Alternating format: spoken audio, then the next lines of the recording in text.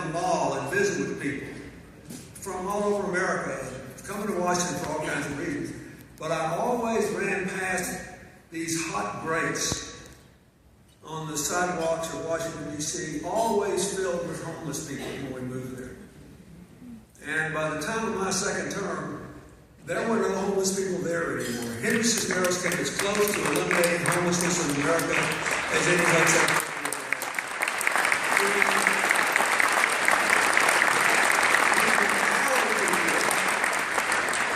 To own their own homes with a reputable mortgage. And I want to read something to you. About a year ago, I got this letter from a simple American working man and a proud family man. Here's what he said. His name was Jorge Angeles. I am writing this letter to thank you on behalf of my family and myself for allowing us to be homeowners. During your administration, the housing reforms allowed me to be a middle-class homeowner in such a way that we were not affected by the crisis that caused so many to lose their homes. We are 7 years away from paying off our mortgage, and I needed to let you know that in this home you are appreciated. Thank you for your actions and my hard work, his work, and my hard work that gave my family a nice home and a promising future. One of the great things about being president is you get credit for things that the people you hired. If it had not been for Henry Cisneros' brilliant leadership at HUD, we wouldn't have reached 2/3 of our citizens being homeowners for the first time without what happened in the housing collapse. And that man was really writing a love letter to Henry Cisneros.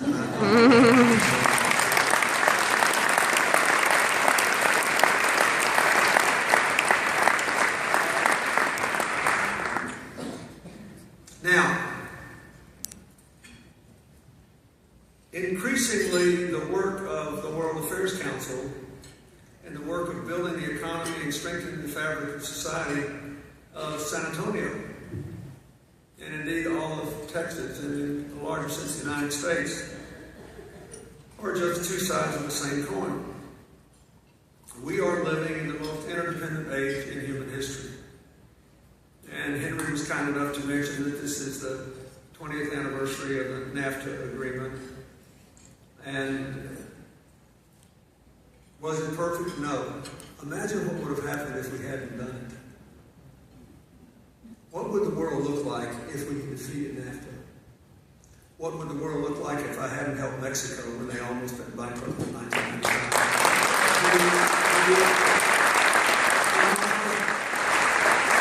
There was a poll in the morning paper that said that by 81 to 19, the American people were against my giving a loan to Mexico.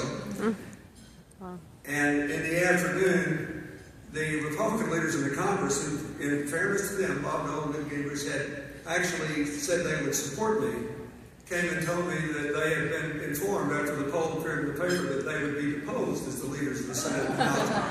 And so I was on my own and they wished me well. So we gave them the loan. Mexico paid that loan back 3 years early with $560 million in interest payments. And I say that because instead of another million undocumented immigrants and more drugs coming across the border, and not just Mexico, but everybody south of our border, hating our guts, thinking we were unfeeling, arrogant, cold people, and dumb besides. We built a great relationship that did morph into the Son of the Americas that had not met since Lyndon Johnson was president, and now meets every 4 years and makes plans and does projects and brings more communities together. And it's evidence of interdependence. But it's important that you know that right before World War I, the richest countries in the world were actually slightly more dependent on trade as a percentage of their GDP than they are today. There were fewer of them, but they were highly trade dependent. And a lot of people blissfully predicted that we were about about to enter an era of permanent peace, because who would be stupid enough to go to war with their trading partners? Then pretty soon we fought the first great war of the 20th century with 20th century technology and 19th century battle tactics, which led to hundreds of thousands being slaughtered along stable lines in Europe. This time it's different. Still dangerous, but different. This time we're interdependent in terms of information sharing and cultural understanding and travel and immigration. So, what does interdependence mean? Oh, it can mean everything that was in Henry's speech, everything our leader said tonight in his remarks, the wonderful remarks he made about Ireland, which is very important to me. But interdependence just means that divorce is not an option. It means that we can't get away from each other. It means the world's borders will look more like nets than walls, even if you try to put a wall up. Because you can lob a missile over a wall, you can lob a bomb over a wall, and you can sure lob an internet message over the wall. So the great work of the early 21st century is to define the terms of our interdependence. And I believe that means the job of every citizen, not just people in politics, is to do whatever we can to build up the positive forces of interdependence. They have blessed us all, otherwise we wouldn't be here in this beautiful hall tonight in our resplendent dress, celebrating people who have done things that to us are self-evidently good. There's a lot of great things about the modern world. But it is still too unequal, too unstable, and because of the stresses on local resources, until the rains in Southern California today, the farmers were facing an unprecedented devastation because for the first time since the federal government decades ago set up this system of dams and water saving, there's no water to give to the farmers. So it's not just climate change in a mega sense, which gave New York the coldest winter we've had in over 20 years, but the earth had the fourth hottest January since climate records have been kept. It's a weird time. And the inequality is a severe constraint on growth, not just in income, but in access to education and health care, and capital to start a new business, and sufficient funds to give your children a dignified life. It's a constraint on growth. That's why Gala said, I don't know whether this minimum wage bill is going to pass, but we're going to start paying it. Because we want our customers to make more so they can come in here and buy more stuff from us. It's very, very interesting. Now, what produces good decisions? There's lots of evidence about this. A few years ago, an American journalist named James Surowiecki wrote a book called The Wisdom of Crowds, in which he cited reams of research proving that any group of reasonably intelligent people over time would make better decisions, particularly if they came from diverse backgrounds and had diverse experiences, than any single genius on virtually any issue. So that if we could instantaneously identify the person in this room with the highest IQ and spirit him or her off into a room and give them lots of coffee and everything they want to eat, and say, you're going to be there 8 hours, just relax. And all of us are locked up in here with all the coffee and whatever we want to eat. And then questions were fed in to our room and theirs. Over time, we make better decisions. Which means that one of the terms of our independence should be inclusiveness and cooperation. One of the reasons people are saying all the time now, why can Washington be so divided when in all of our cities, people work across party lines, philosophical lines, racial lines, income lines, and work together. The reason is we're living together, we see each other, and we don't know each other through abstract 30-second wax in ads or even news coverage. And we start with the acceptance that we have this challenge, that challenge, or the other challenge. In Mayor Castro's case, we know that 85% of our brain wiring occurs in the first 3.5 years of life. Hillary and Linda Gates just pointed out the other day that the average child that had grown up in a family where there's a lot of education and the parents read to them and talk to them all the time has heard 30 million more words by the time they start school than the average child raised by parents who never finished high school, don't have books in the home, and don't read to their kids. That makes a big difference. A big difference that affects all of us and all of our children and grandchildren's future. So we need to try to make what works in San Antonio work in our country and work in the world. Wherever there are networks of creative cooperation that do not seek to abolish our differences, not our political differences, not our religious differences, not our intellectual disagreements, but to put them in a framework where the purpose of the disagreement is to come to a decision that's the best possible decision now and get something done. Wherever that is working, anywhere in the world, good things are happening. Wherever there is constant conflict and exclusive decision-making, where people shun people who are different from them, good things are not happening. It is the one unbreakable rule I see in human affairs all across the globe.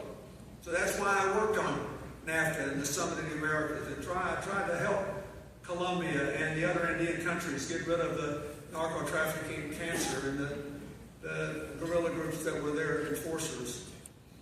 And why we expanded NATO but made a deal with Russia to cooperate.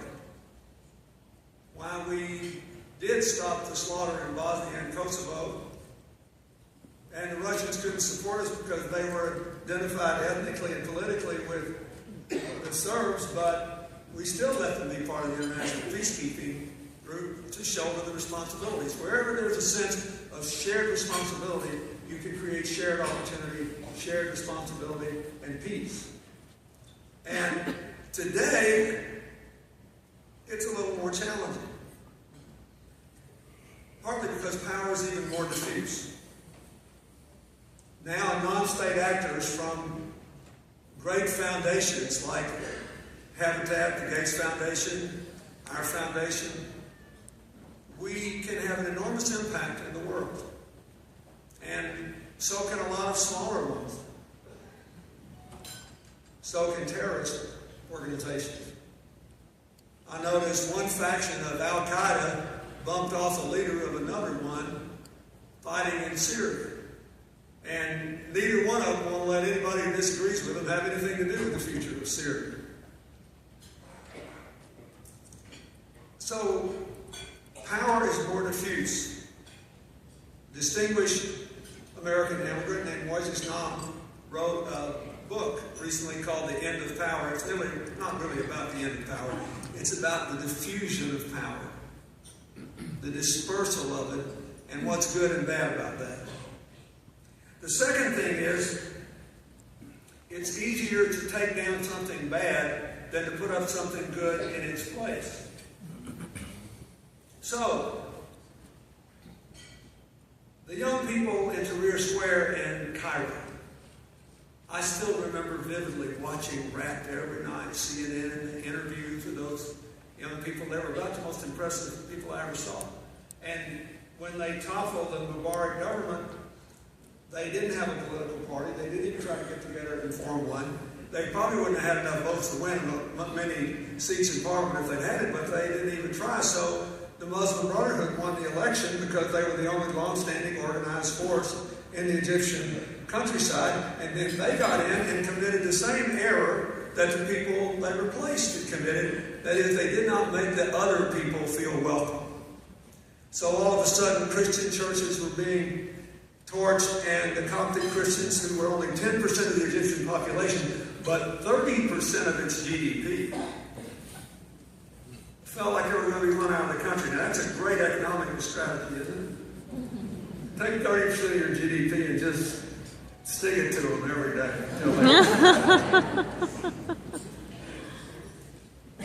It's a difference in cooperation and conflict.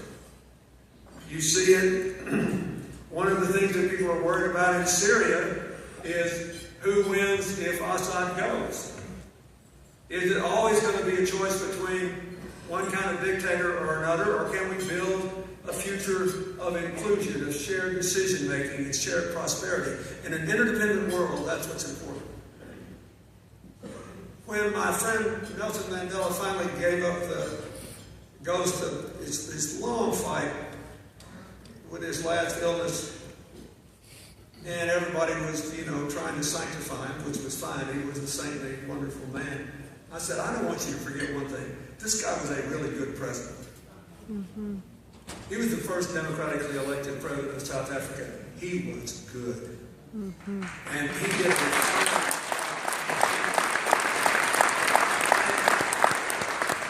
I know, because we did a lot of business together, and we had a few arguments together. He was, after all, the president of South Africa, not the United States. And the most important thing he did, everybody knows he invited his jailers to his inauguration because he appreciated the dignity with which they had treated him. But far more important than that for his success was he put the leaders of the political parties who had kept him in prison for 27 years and permitted his allies to be shot dead in the streets. He still put them in his government. He called me one night, I'll never forget this. He said, "Oh, they were giving me hell here."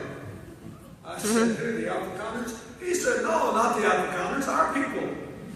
Yeah. The ANC, they said, "Madiba, how can you do this? They kept you in jail for 27 years. Look at all of our comrades who are dead. You were taking these people. What are you thinking?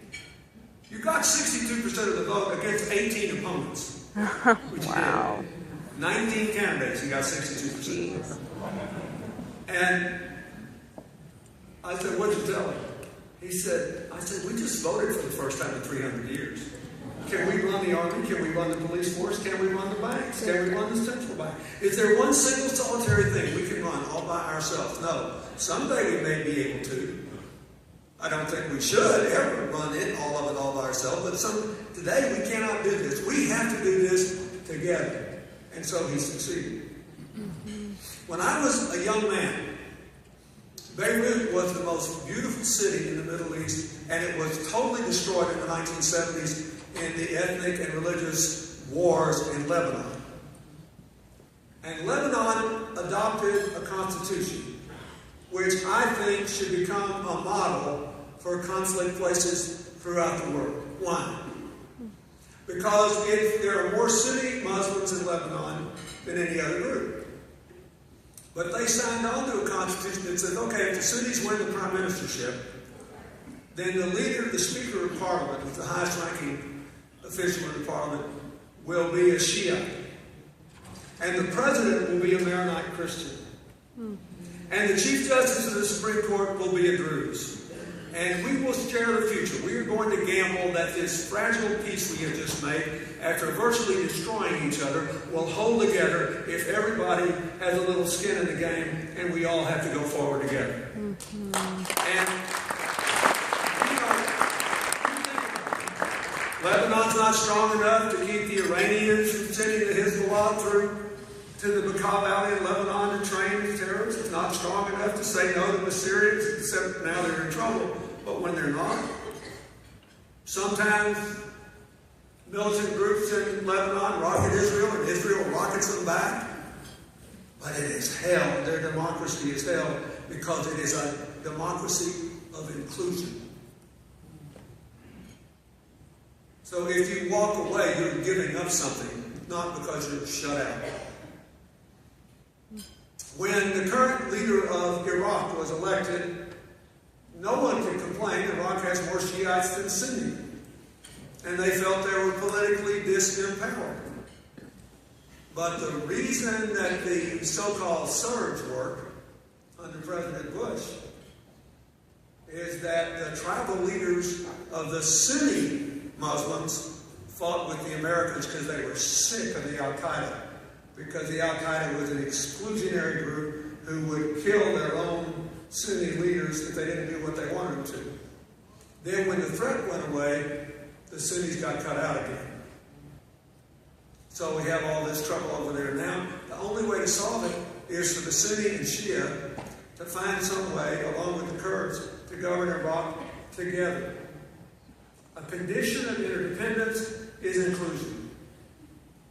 It's the only way to effectively deal with unequal allocations of all the things that are unequal in the world, to minimize the instability, to resolve the hard questions in both the rich and poor countries. Poor places like Haiti, we got to go build systems. In America, we got systems, we have to reform them. Is there an easy answer to what should be the rule that the National Security Agency follows? I don't think so. But I think there has to be some oversight. The court, we have to resolve that. But I'm just telling you, it matters to be able to document patterns of communication in America between known terrorists in other countries and certain phone numbers in America. Does that mean that everybody needs to have their phone messages listened to? No. Their emails read? No. But the point is, there's not a simple answer here. It's something we have to decide together. So it's not just poor places, it's wealthy places. It's not just places where people are shooting each other. It's throughout the world. And I can just tell you, every place that is dominated by an ethic of creative cooperation is making good things happen. Whether it's the city of San Antonio, or the Germans going through the financial crisis and having fewer people laid off because their unemployment system doesn't wait for you to be unemployed. It will give small business people a little help to keep people on the job.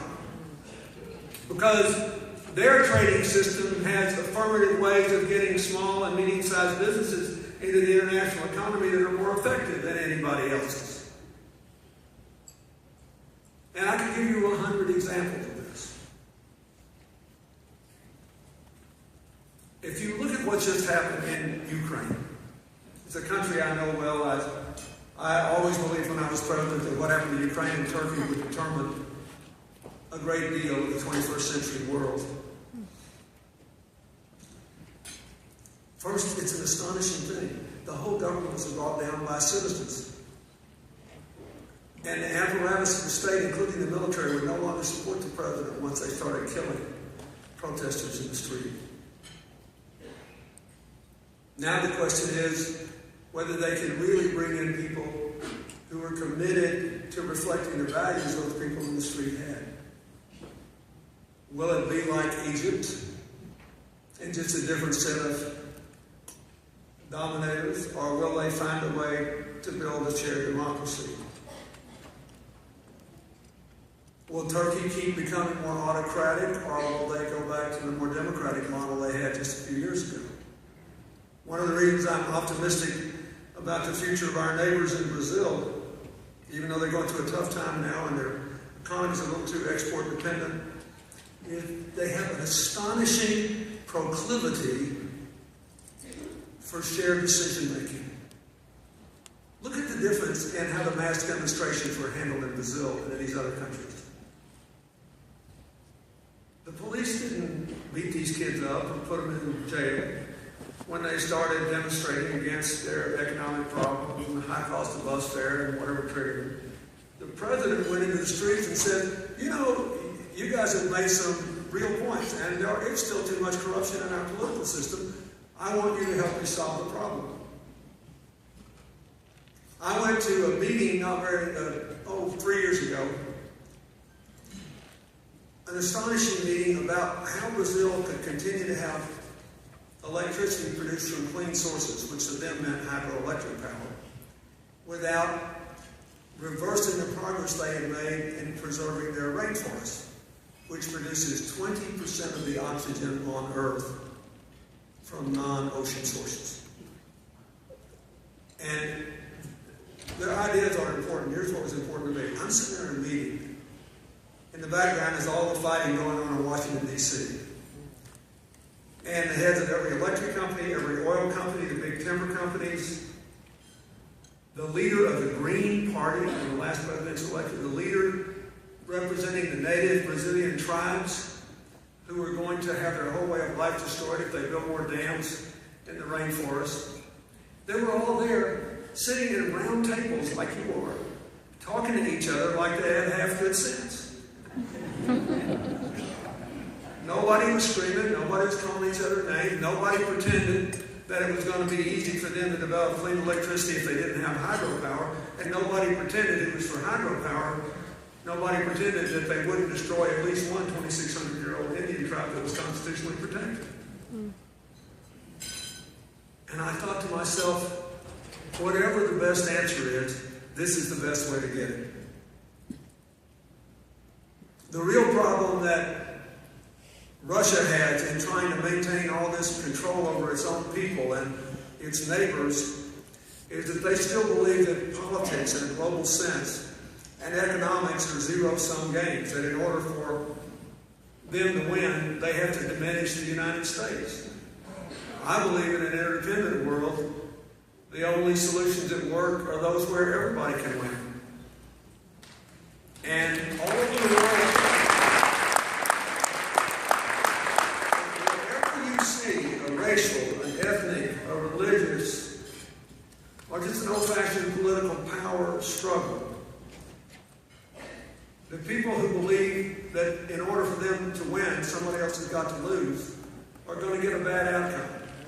Whenever people are at least honestly trying to get a positive outcome, we got a chance to make it.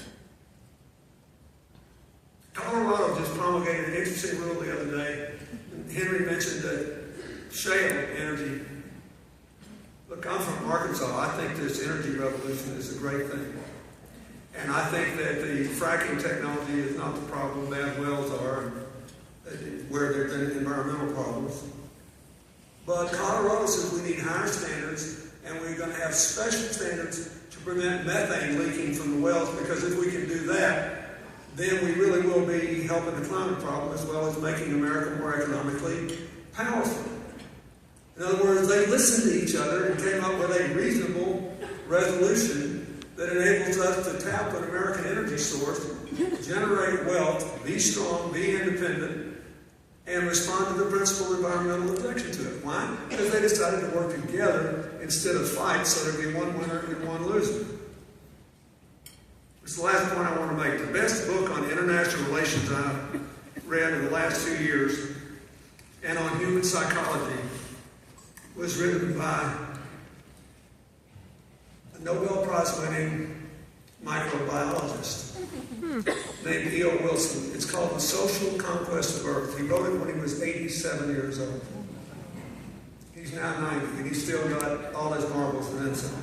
It was from E.O. Wilson that I learned in one of his early books that the combined weight of ants on Earth exceeds the combined weight of people on Earth. Wow.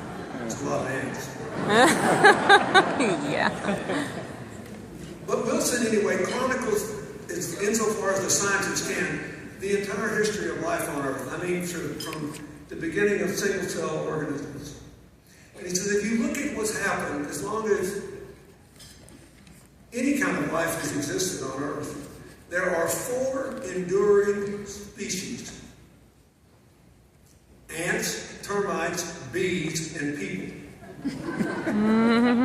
And what they have in common is they have shown the greatest capacity for cooperation.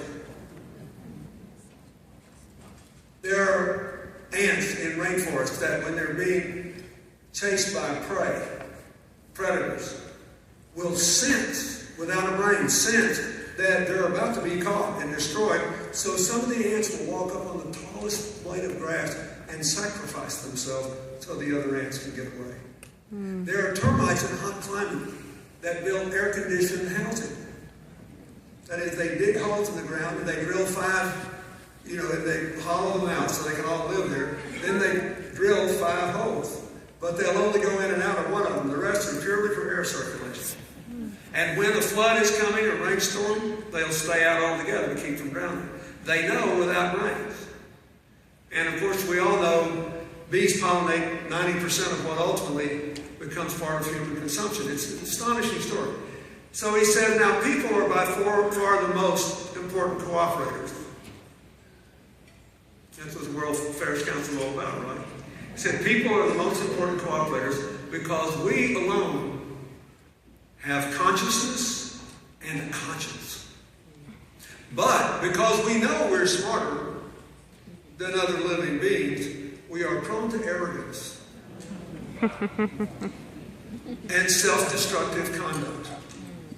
To the whole future of the 21st century, where we've got thousands and thousands of species that guarantee the balance of life on Earth that could vanish immediately, where climate change is a reality, but the prospect of broadly shared prosperity has never been greater, where we're more broad-minded than ever before, but we still are afraid of people who are different from us.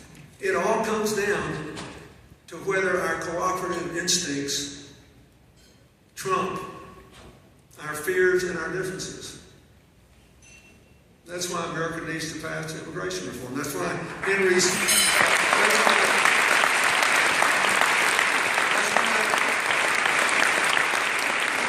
this center that Henry's setting up about how to integrate immigrants into the American way of life and make sure that they can carry their own weight and make the most of their own lives is so important. And so I just leave you with that. You're not even conscious, I'll bet you most days, of the most important things you do to guarantee that your children and grandchildren will have the most interesting, prosperous, peaceful future imaginable. But it is the impulse to cooperate that is the most important thing. And we live in a time when constant conflict can be good politics, especially if people are frightened about their conditions and their future. But America should not be frightened. We have everything we need to lead the world in a positive and good way. But we have to prove that we believe in a world of shared opportunity, prosperity, peace, and responsibilities. That's really what you're about.